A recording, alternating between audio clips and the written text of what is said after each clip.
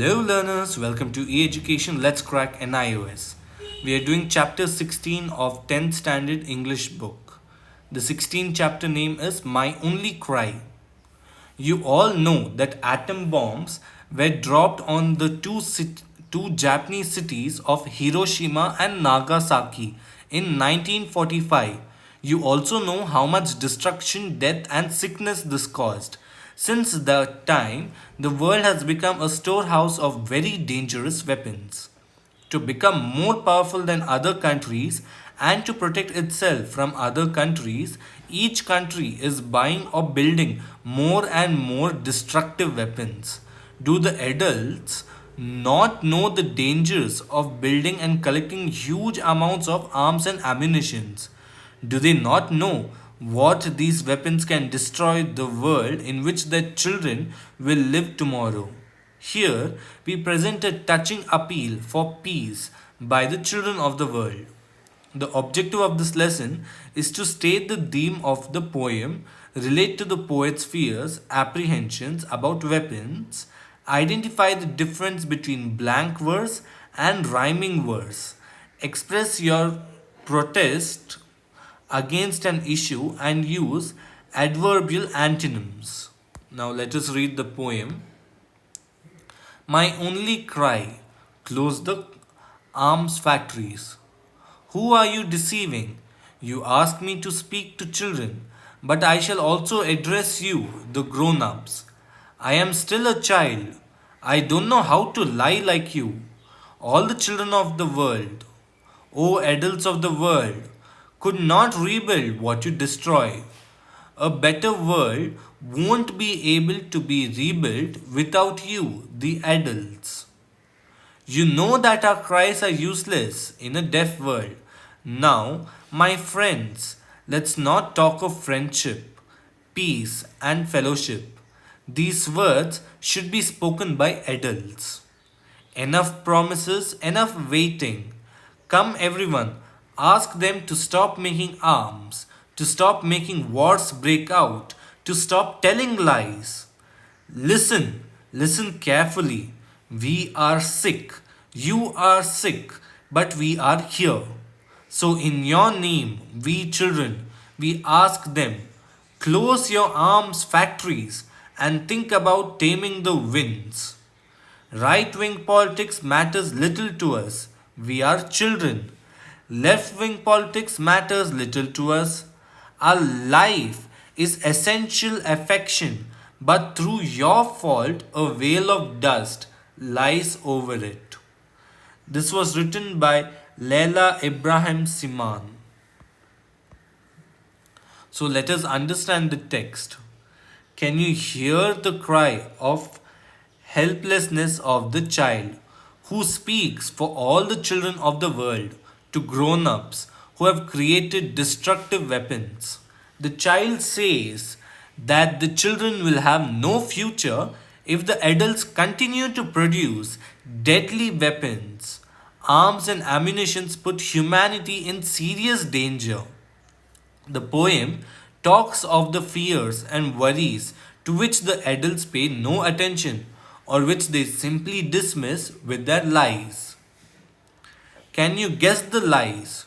The lies are usually, no, we will not use arms against anyone. The world is safe, there is no need to worry. The child desperately repeats that the grown ups must stop destroying the world, but he finds that they don't listen to him. The problem is that only the adults can build a better world, but it is the adults who are destroying it. It does not make much difference when the child speak of peace, friendship and fellowship. It is the adults who should understand the importance of peace and friendship in the world. In this unit, the child is pleading to the grown-ups, make the use of pronouns. The poet refers to the people only by pronouns for clear comprehension. You need to know who the pronoun is referring to in each stanza. First stanza, you. The you is adults. The second stanza, you is children of the world.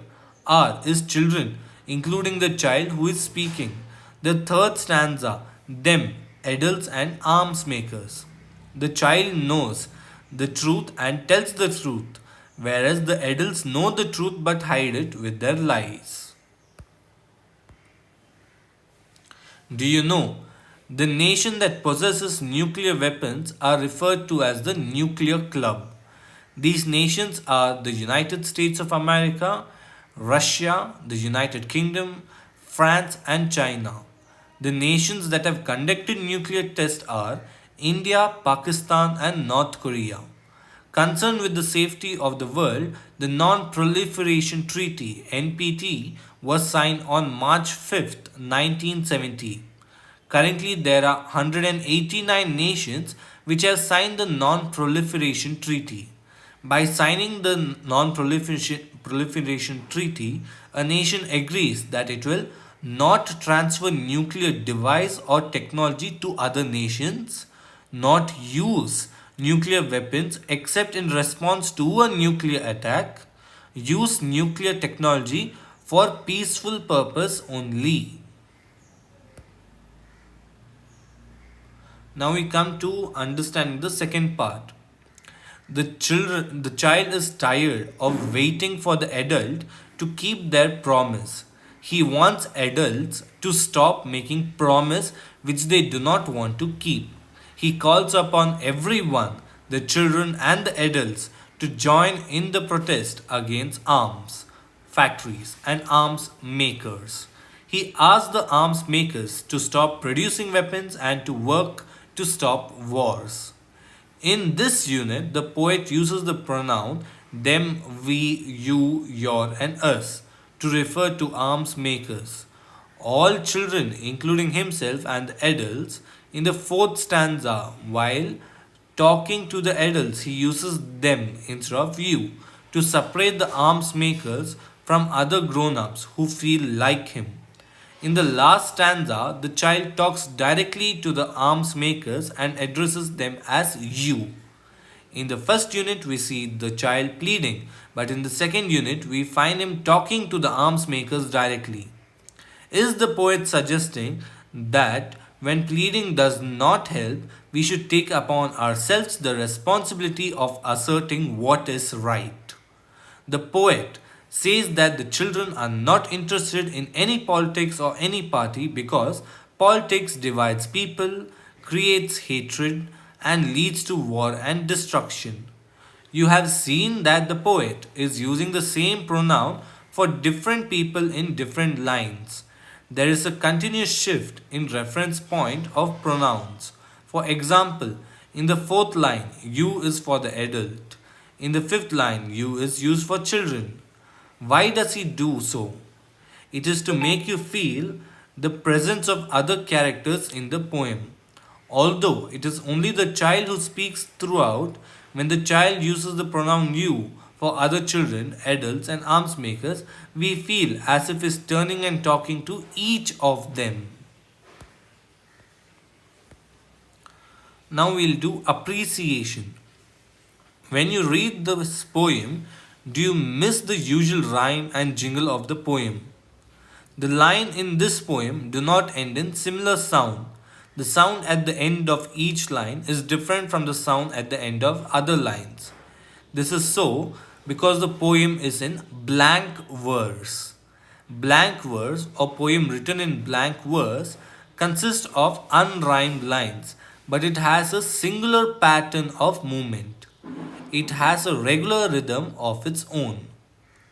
Do you know, in the Peace Park of Hiroshima, one of the cities which suffered a nuclear attack in 1945, there stands a statue of a little girl holding a golden crane with the inscription, "This is our cry, this is our prayer, peace on earth." The statue was inspired by Saduko Sasaki, who was 2 years old when Hiroshima was bombed. When Sadako was 12, she got leukemia, also known as the atom bomb disease. Sadako's friends reminded her of a Japanese belief that if she folded 10,000 paper cranes, she might live. Sadako died before she could complete the task. Her friends raised money to build a memorial for all the children who had died due to the atomic attack. Now let us learn grammar. Adverbs. Read the sentence given below. Listen carefully. Life is essential affection. The word carefully and essential are adverbs. An adverb is used to describe a verb, an adjective, or an adverb. Adverbs generally end in ly, but all words ending in ly are not adverbs. For example, words like lonely and friendly end in ly but are not adverbs, they are adjectives. Some adverbs have no particular form. Look at the example. Well. Well is not there. Fast. Fastly also doesn't work. Very. Verily never works. Never. Neverly is not there. Always. Alwaysly. Oftenly. Stilly. Not so much. We don't use them so much. Like other adverbs also have their antonyms. They are called adverbial antonyms. For example, the antonym of adverb carefully is carelessly. Fill in the blanks with the adverbial antonyms of the word given in the bracket. Unfortunately, he lost his baggage on the flight. Tourists seldomly visit the Taj Mahal in Agra. So the adverbial here will be tourists often visit the Taj Mahal in Agra. Then the answer to that is the answer to the second one. The first one will reconfirm it. Fortunately. So the first one you can use either sadly, unhappily, unluckily, or as I mentioned, unfortunately itself. One should never one should sometimes be true to one's word. One should always be true to one's word.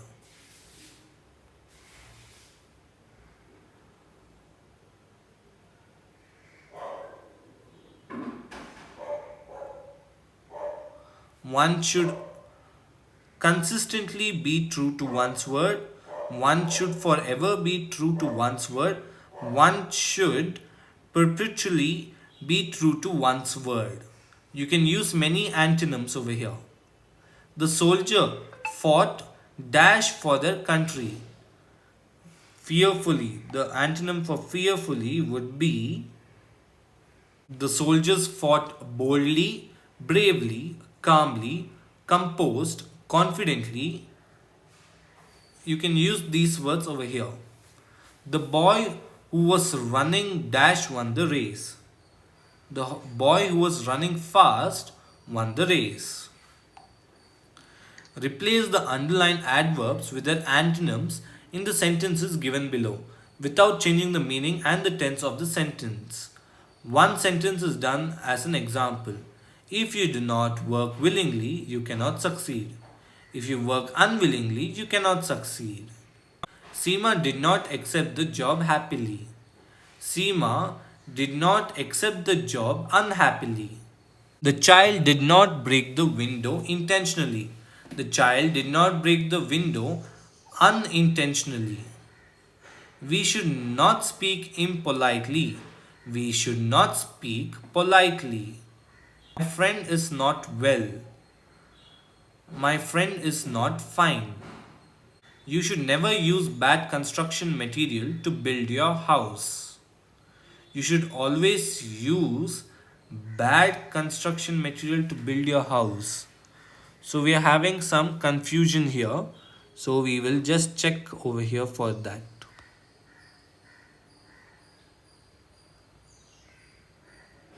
Unfortunately, often, always, fearlessly, and fast are correct. Unhappily, unintentionally, politely, unwell, and always. Let's see if they match. He lost his bag. If Seema did not accept the job happily. Seema did not accept the job unhappily. The child broke the window unintentionally. The child broke the window unintentionally. We should not speak impolitely. We should speak politely.